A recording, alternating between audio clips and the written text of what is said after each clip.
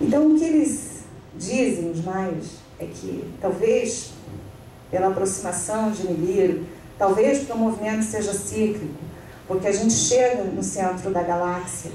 E aí é interessante que eles dizem assim, quando o Sol, o grande Sol central, né, que eles chamavam Sol da galáxia, no dia do solstício de verão, se alinhar com a parte mais escura da Via Láctea, nesse momento ele vai iluminar e alinhar todos os planetas e nós vamos estar alinhados novamente. Então a gente sabe, todo mundo sabe que a Terra está assim, inclinadinha. Então assim, eles dizem que a gente vai voltar ao eixo. Então, em vez da gente ter um polo que faz assim, talvez a gente tenha um polo que faça isso. Então, o alinhamento da galáxia, né, segundo os maias, tem a ver também com a nossa mudança de polo eletromagnético.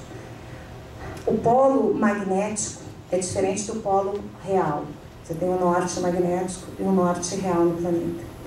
Então, essa diferença entre polo real e polo magnético é que podem causar e causam periodicamente alterações no polo. Essas alterações também podem acontecer por conta da passagem ou da energia eletromagnética de um planeta enorme como esse, por exemplo, que de repente a simples passagem dele já faz com que o nosso planeta tenha essa alteração de eixo. Então a espiral está ali, né? Tudo que é monumento do Neolítico para eles, né? Mas todos os monumentos, está lá em Stonehenge, está lá em tudo que é pedra. Onde sobrou a inscrição, tem espiral. Estivemos lá pessoalmente, tudo tem espiral. Essa casualmente é da entrada de Newgrange. Passa a próxima. Esse é Newgrange. Newgrange é exatamente isso. Tão impressionante porque eles construíram um negócio gigante, que tem o tamanho quase das pirâmides, para fazer um buraquinho estreito, em forma assim de um corredor que termina como se fossem 3 pontos. Eles dizem que é em cruz. Vamos fazer uma outra leitura. É como se terminasse das 3 faces da deusa.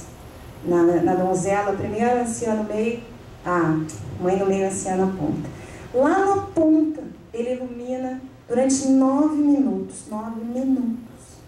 No dia do solstício de inverno, é essa espiral.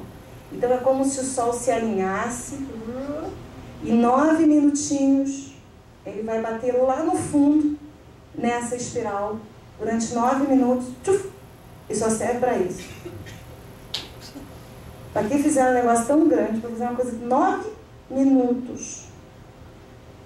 Porque eles queriam mostrar ou demonstrar num monumento gigante isso que os maias diziam, que na hora do alinhamento galáctico, o Sol vai iluminar a parte mais escura da Via Láctea, para ir coordenar.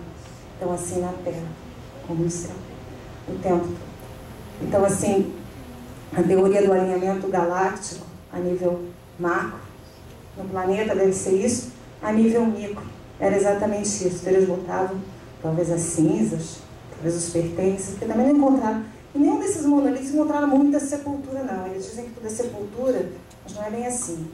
Então, assim, em todos esses monolitos, talvez eles colocassem as esculturas nessa simbologia de que a pessoa vai renascer.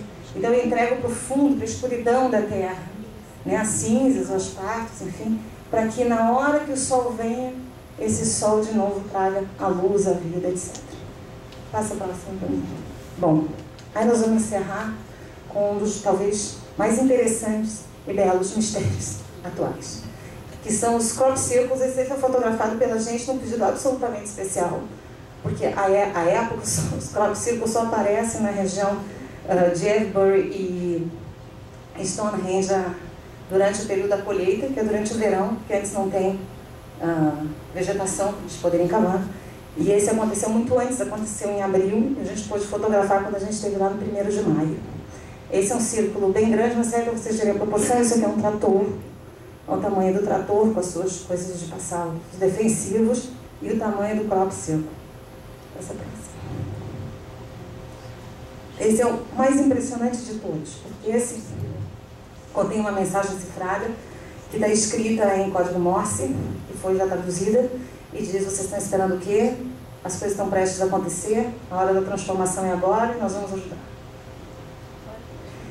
Isso tudo, esses que eu vou mostrar a partir de agora, são círculos do ano passado, gente. Isso acontece nessa mesma região desde 1980, tem sido classificado, só no ano passado foram mais de 100. Eles, cada vez que as pessoas dizem: não, eu conheço quem fez, você chega lá, a impressão que a gente teve é que falar nisso é falar de um tabu enorme. Então a gente primeiro contactou alguém que tem um site publicado sobre isso, que nos acompanha em Stonehenge, super bem simpático, chamava Busty Taylor, ele passou o tempo todo conosco, chovia, né? Aí ele disse: não, vocês vão num pub que tem ali perto do Cavalo Branco. O Cavalo Branco também é como se fosse uma linha de Nazca, tem uma parada apontando o caminho para Avebury. E ali o cara tem todas as fotos dos crop circles, ele pode responder perguntas. Aí nós chegamos com a nossa câmera, fazendo nosso documentário, todas belas e bonitas. Começamos pedindo um café, ele falou: no café não tem. Aí o café, que minha máquina está quebrada e tal, e a gente tinha acordado às 5 da manhã. E aí ele falou: mas eu quero um café mesmo assim. Ele serviu um chá praticamente. Aí a Malu disse: não, e Coca-Cola eu também não tenho. E vocês estão, era um pub, e vocês estão fotografando por quê? Eles falaram: nós estamos fazendo um documentário, vai passar na TV brasileira. Mas esse negócio não existe, esse negócio é tudo balela, eu conheço quem faz e tal. E foi nos enxotando do bar, mas de um jeito que a gente saiu e falou assim: caramba. Nisso começou a entrar um monte de gente esquisita. Mas começou a estacionar carro e a gente começou: isso é uma sociedade secreta. Isso pode ser. O carro nos mandou embora e tal. E a gente foi para Avebury. E com todo mundo que a gente falava, era não, isso não existe, mas existe, mas não sei o quê. Mas alguns são verdadeiros, outros não são. Não, eu conheço quem faça. E eu, depois da gente voltar meu correio, a gente só não perguntou se era desse planeta, mas tudo bem. A gente tem perguntado, já que eles conhecem. Mas, assim, é uma caixa preta, né? O que dizem os cientistas? Um americano da Universidade de Michigan estudou as sementes das coisas que foram caídas, os trigos e tal, e viu que existia uma alteração genética só possível por um grande volume de micro-ondas. Como se tivesse passado micro-ondas por cima dessa plantação e alterado geneticamente as sementes. Né? E que isso não pode ter sido feito por nenhuma mão humana, e que eles acreditam que isso pode ser alguma coisa, enfim, de alguma outra civilização. Em suma, essa é a tese mais aceita. A de que é feito pela mão humana é a única que é completamente jogada para lá pelos cientistas. Passa o resto. Ó, conforme vão dizendo que as pessoas fazem, mais complicados eles vão se tornando. Eles também não têm medidas exatas. Isso é feito, se o trator seria desse tamanho, né, para vocês terem uma ideia. Ele é feito numa proporção só possível de ser visto do ar. Passa o próximo. Essa é outra coisa interessante. Eles chamam isso de Triângulo Atlântico. Vocês sabem, em Glastonbury passam diversas linhas lei. Linhas lei que vão ligar Glastonbury até lá Newgrange, vão ligar até Avebury, enfim. Então eles têm esse desenho antigo, dizendo que essa região é como se fosse um alvo, assim, como se fosse um lugar, né, que estaria Stonehenge, aqui está Avebury, aqui está Winchester, aqui está Glastonbury, né, aqui está o Barbury Castle, que era um antigo castelo celta, que é toda aquela região em volta, num tanto de mistério, que é exatamente lá onde até hoje aparecem os crop circles. E aí essa tese foi publicada mais ou menos na década de 80, e em 1991, passa a próxima.